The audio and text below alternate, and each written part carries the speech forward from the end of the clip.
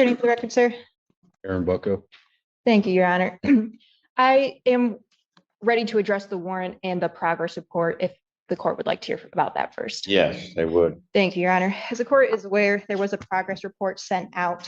It was around Christmas, I believe it was the 23rd of December, that there had been some missed and late flows into the sober link. And at that time, there was a warrant issued. At that time, I did discuss it with Mr. Bucko. Go ahead. Oh, sorry, Your Honor. And at that time, I, of course, discussed the importance with Mr. Bucko of blowing on time. He stated to me at that time, of course, he stayed in constant contact with me throughout this case. He stated at that time that he has not consumed alcohol. He does take this matter very seriously, and largely due to those late or missed tests has to do with work. He does have full-time employment. He works in a warehouse. He usually works from 6 in the morning to 5:30 in the evening. He states to me he works this schedule Monday through Friday. Once in a while, he'll even start a little early, working at 5 a.m. Again, he does this Monday through Friday, full time. He works at a Skyjack doing replenishments. So often, sometimes he misses the sober link blows or they come late. I did receive also a letter or an email. He's got a 3-hour window, so he's up for 3 hours. Are you up for 3 hours at a time, Mr. Bucko? Could be. It's different every time. And I did discuss that with him and asking about if we could request the court to switch to a scram tether.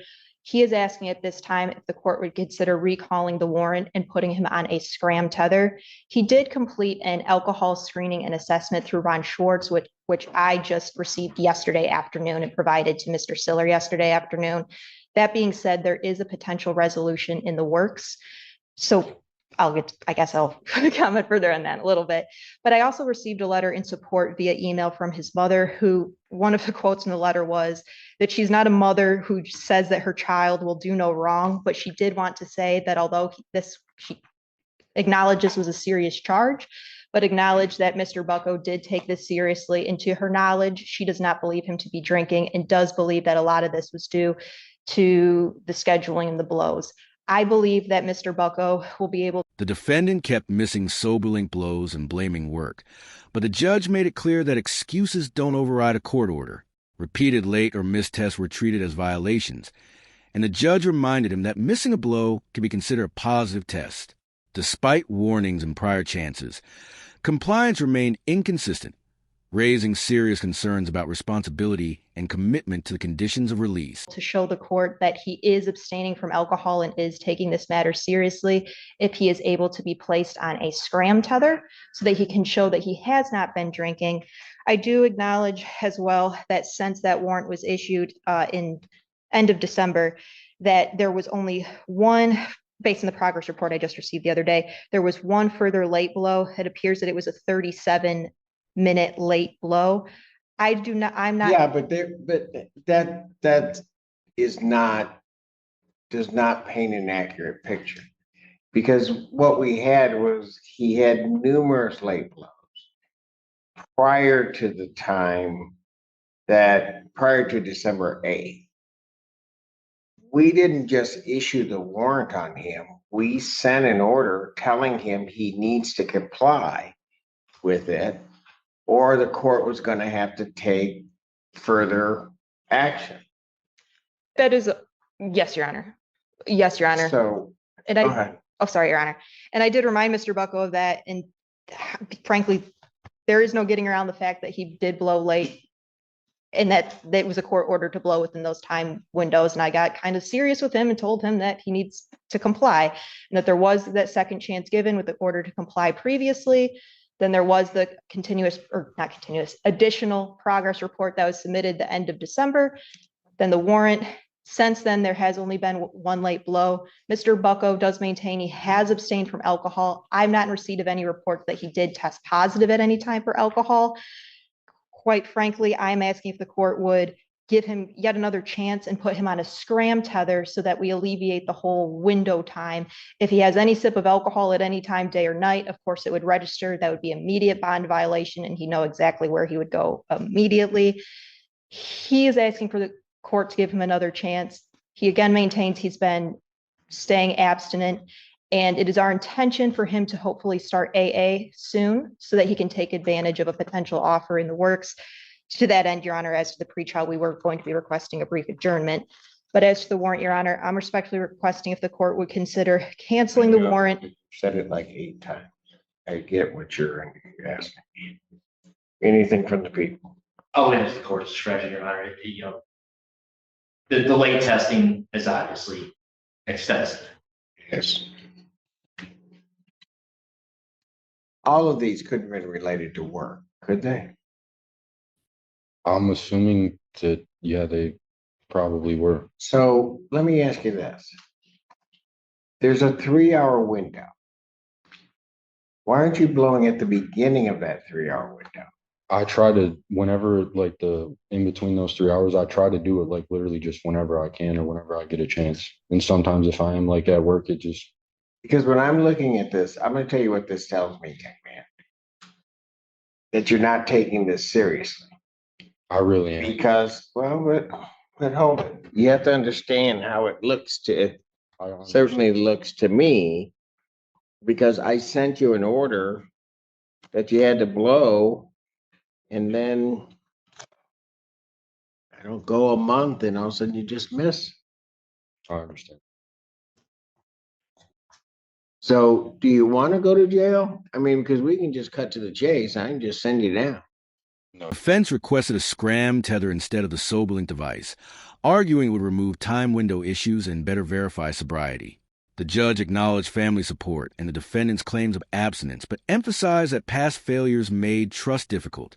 Still, rather than sending him to jail, the court granted another opportunity, ordering a scram tether and continued monitoring as a chance to prove compliance.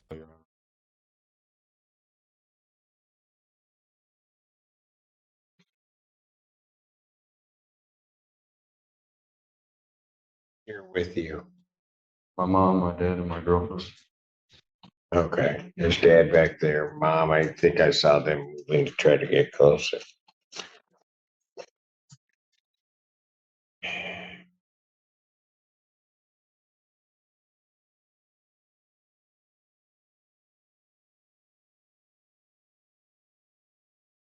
Did you get yourself enrolled in the GED program? I did, yeah. Classes were starting in January, and then because I just turned 22, and they told I wasn't eligible because I was over the age of 21. So me and my mom are actively looking for a class. She can vouch for me on that, like a free one, because I was enrolled and turned 22.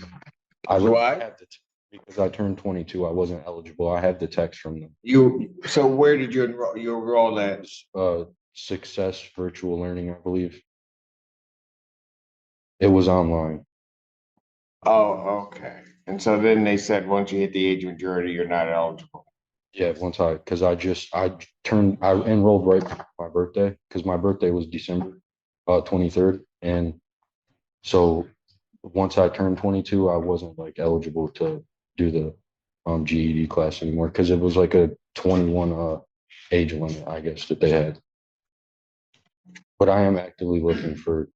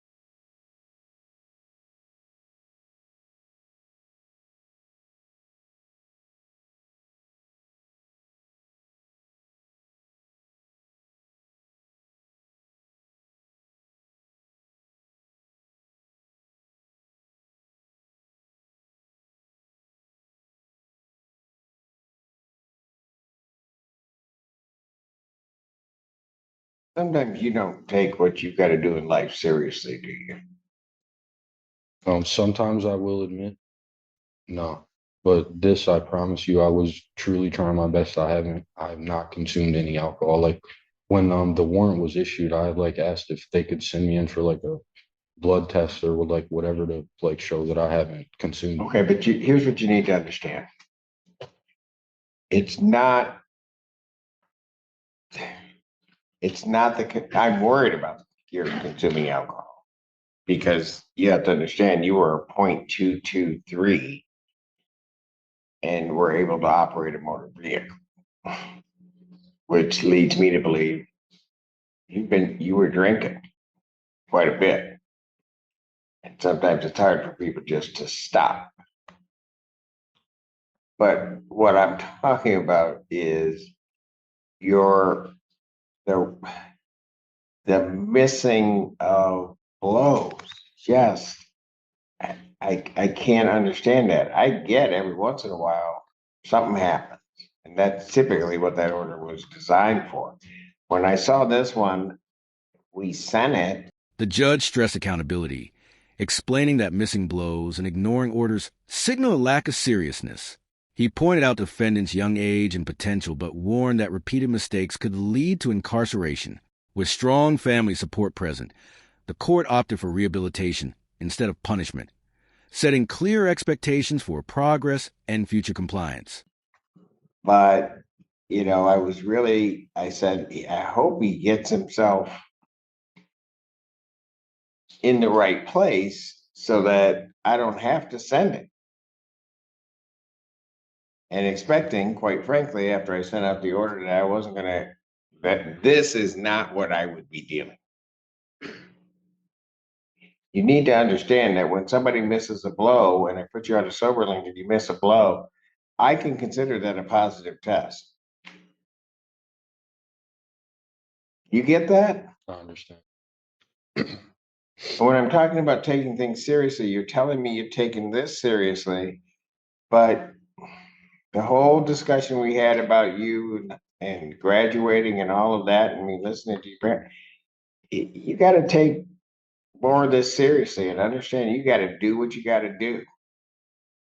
You hear me? I understand. Yes, I agree.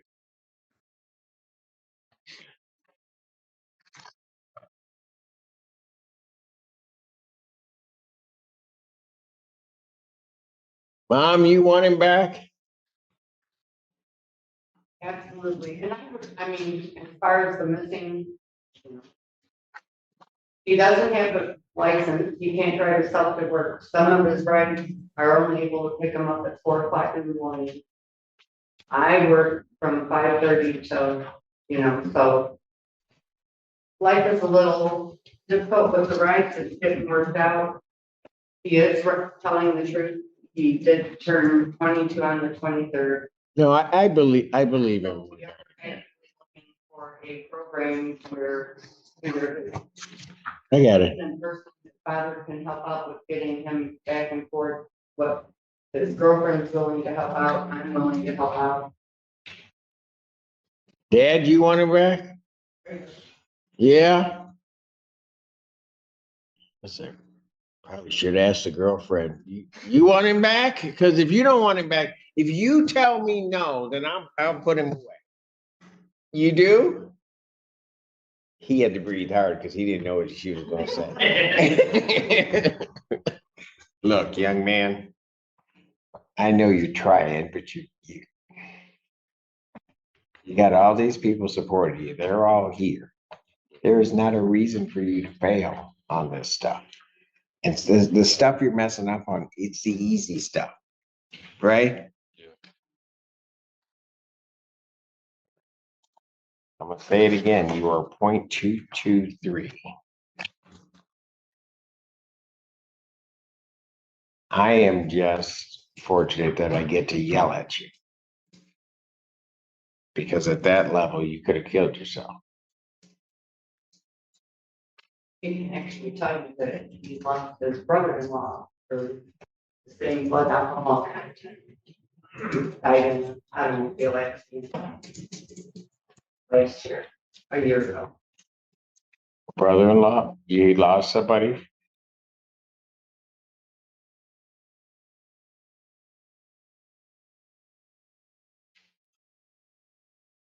So you really know how lucky you are, right? The hearing ended with a conditional second chance, scram telemonitoring, and a requirement to pursue educational progress. The judge emphasized that opportunity comes with responsibility, and that failure to comply could result in immediate consequences.